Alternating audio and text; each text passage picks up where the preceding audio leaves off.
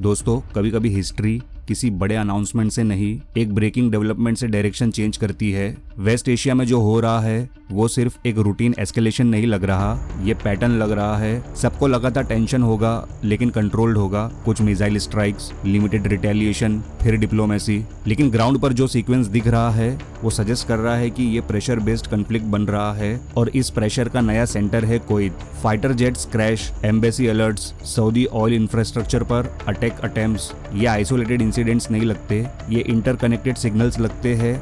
आज हम इसी चैन को समझेंगे। मैप देखो, कुवैत छोटा है, ऊपर इराक है, नीचे सऊदी अरेबिया है, सामने पर्शियन गल्फ है और गल्फ के उस पार ईरान।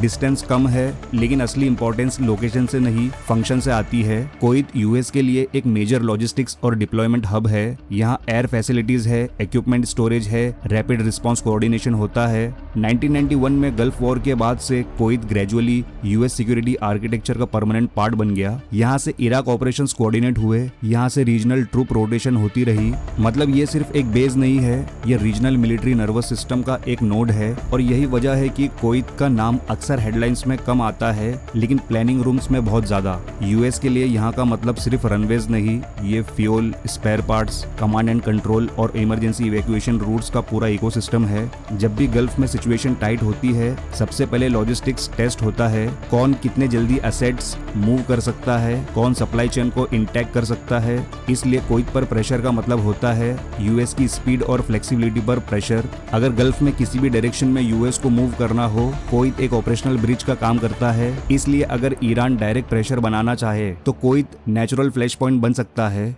ईरान को पता है डायरेक्ट यूएस मेनलैंड पर स्ट्राइक पॉसिबल नहीं है, लेकिन रीजनल एसेट्स वल्नरेबल होते हैं और वॉर में वल्नरेबिलिटी ही लेवरेज बन जाती है। रिपोर्ट्स आई कि यूएस के multiple fighter aircraft Kuwait territory में क्रैश हुए। एग्जैक्ट डिटेल्स लिमिटेड है, पायलट ने इजेक्ट करके अपनी जान बचाई। पॉजिटिव पॉइंट ये है कि क्रू सेफ है, लेकिन मेन क्वेश्चन ये है ये हुआ कैसे। पॉसिबल सिनेरियो सिंपल है, hostile strike, friendly fire, technical malfunction. Technical glitch एक एयरक्राफ्ट में हो सकता है, लेकिन अगर एक ही फेज में मल्टीपल इंसिडेंट्स हो जाए तो सिचुएशन कॉम्प्लेक्स होती है।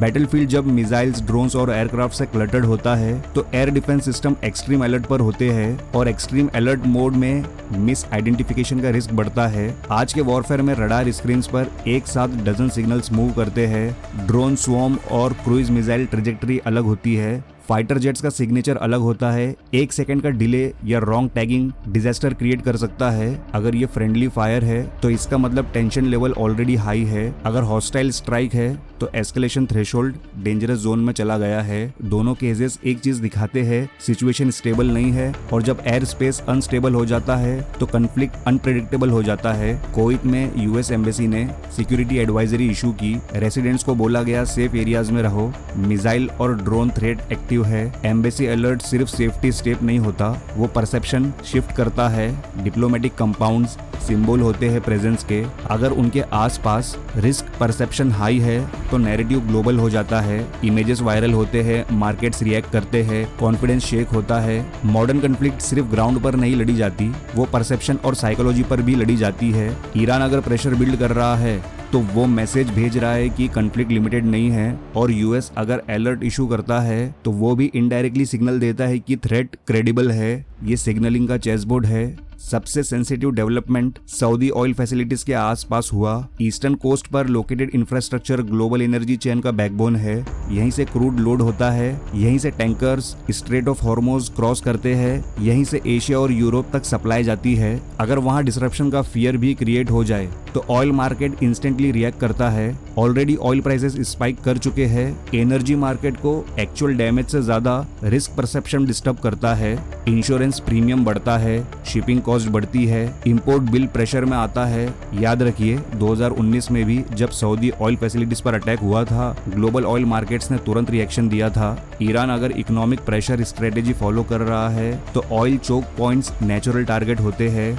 डायरेक्ट मिलिट्री पैरिटी मुश्किल हो सकती है, लेकिन इकोनॉमिक डिसरप्शन पावरफुल टूल होता है। ऑयल सिर्फ फ्यूल नहीं होता, ऑयल जियोपॉलिटिक्स का करेंसी होता है।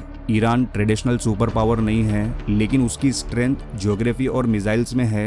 स्ट्रेट ऑफ हॉर्मोज दुनिया का सबसे क्रिटिकल एनर्जी आर्टरी है। ग्लोबल ऑयल का सिग्निफिकेंट हिस्सा वहीं से पास होता है। अगर वहाँ थ्रेट परसेप्शन बढ़ता है तो वॉशिंगटन, रियाद, अबू धाबी सब रिएक्ट करते हैं। ईरान का ऑब्जेक्टिव हो सकता है डिटरेंस डेमोन्स्ट्रेट करना।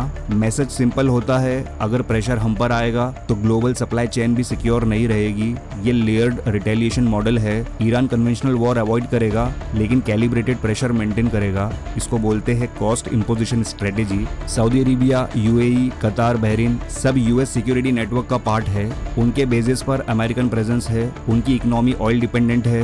वो डायरेक्ट वॉर नहीं चाहते लेकिन वो वल्नरेबिलिटी भी शो नहीं कर सकते, इसलिए अब हाई अलर्ट मोड विजिबल है। Air defence active, military readiness high, diplomatic back channels silent लेकिन एक्टिव। गल्फ स्टेट्स एक ट्रिकी पोजीशन में है। अगर वो यूएस के साथ ओपनली अलाइन करते हैं तो ईरान उन्हें टारगेट कर सकता है। अगर वो न्यूट्रल स्टैंस लेते हैं तो यूएस सिक्योरिटी गारंटी वीकेन होती है। ये रीजनल बैलेंसिंग का टफेस्ट फेज है। अब इंडिया का एंगल समझना जरूरी है। इंडिया अपना मेजॉरिटी क्रूड ऑयल इंपोर्ट करता है। गल्फ रीजन उसमें मेजर कॉन्ट्रीब्यूटर है। अगर स्ट्रेट ऑफ हॉर्मोज रिस्की हो जाता है तो टैंकर ट्रैफिक डिसरप्ट होता है, इंश्योरेंस कॉस्ट बढ़ता है, ऑयल इंपोर्ट बिल बढ़ता है, पेट्रोल डीजल प्राइसेस पर प्रेशर आता है, इन्फ्लेशन स्पाइक करता है। और एनर्जी के अलावा एक और फैक्टर है गल्फ में इंडियन वर्कफोर्स। अगर इंस्टेबिलिटी एस्केलेट होती है तो इवैक्यूएशन प्लानिंग की जरूरत पड़ सकती है। इंडिया ट्रेडिशनली बैलेंस डिप्लोमेसी रखता है, ईरान से टाइज मेंटेन करता है, सऊदी और यूएई से स्ट्रॉन्ग रिलेशंस है, यूएस के साथ स्ट्रेटेजिक कोऑपरेशन भी है। इसलिए इंडिया का अप्रोच मेजर्ड और कैलिब्रेटेड रहेगा। इंडिया के लिए सबसे इंपॉर्टेंट ऑब्जेक्टिव होगा एनर्जी सप्लाई सिक्योर रखना और डायस्पोरा सेफ्टी इंश्योर करना। अब फाइनल सवाल, क्या ये कन्फ्लिक्ट लिमिटेड रहेगा या स्पाइरल बन सकता है? अभी तक सब साइड्स कैलकुलेटेड मूव्स कर रहे हैं। ईरान सिलेक्टिव प्रेशर बिल्ड कर रहा है, यूएस डिफेंसिव पोस्टर स्ट्रेंथन कर रहा है, गल्फ स्टेट्स अलर्ट पर है लेकिन एस्केलेशन लैडर पर सब एक स्टेप ऊपर आ चुके हैं। सबसे बड़ा रिस्क मिसकैलकुलेशन होता है, एक रडार एरर, एक रॉन्ग आइडेंटिफिकेशन, एक ओवर रिएक्शन और फिर रिटेलिएशन चेन अनस्टॉपेबल हो सकती है। इस स्टेज पर एक और चीज इंपॉर्टेंट हो जाती है, एग्जिट रैंप। हर कन्फ्लिक्ट को एक पॉइंट पर ऑफ रैंप चाहिए होता है जहां दोनों साइड्स फेस सेविंग के साथ पॉज ले सके। अगर ऑफ रैंप नैरो हो गया तो लीडर्स के पास ऑप्शन कम बचते हैं और मिलिट्री टेम्पो पॉलिसी को ड्राइव करने लगता है। इसलिए ऐसे मोमेंट्स में बैक चैनल डिप्लोमेसी का वैल्यू सबसे ज्यादा होता है, पब्लिकली नहीं क्वाइटली, क्योंकि पब्लिक स्टेटमेंट्स टफ होते हैं लेकिन प्राइवेट टॉक्स ही वॉर को लिमिट कर सकती है। हिस्ट्री ने दिखाया है कभी कभी वॉर्स प्लानिंग से नहीं कंफ्यूजन से एस्केलेट होते हैं और मिडिल ईस्ट में मिसकैलकुलेशन का कॉस्ट हमेशा ग्लोबल होता है। कोई क्रैश सिर्फ एविएशन इंसिडेंट नहीं लगता,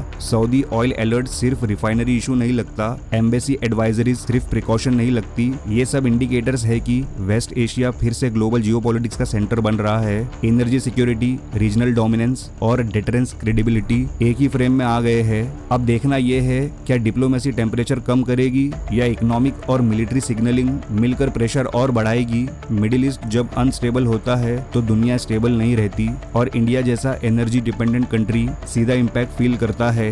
यह मूवमेंट स्मॉल फ्लेयर अप भी हो सकता है या लॉन्ग टर्म रीजनल कन्फ्रंटेशन का बिगिनिंग भी। आपको क्या लगता है, कंट्रोल्ड एस्केलेशन या साइलेंट स्टॉर्म जो अभी बस शुरू हुआ है? आप अपनी राय कमेंट में जरूर बताना और ये वीडियो अच्छा लगा तो लाइक और शेयर जरूर करना और ऐसी ही वीडियोस के लिए वर्ल्ड डायनेमिक को सब्सक्राइब जरूर करें।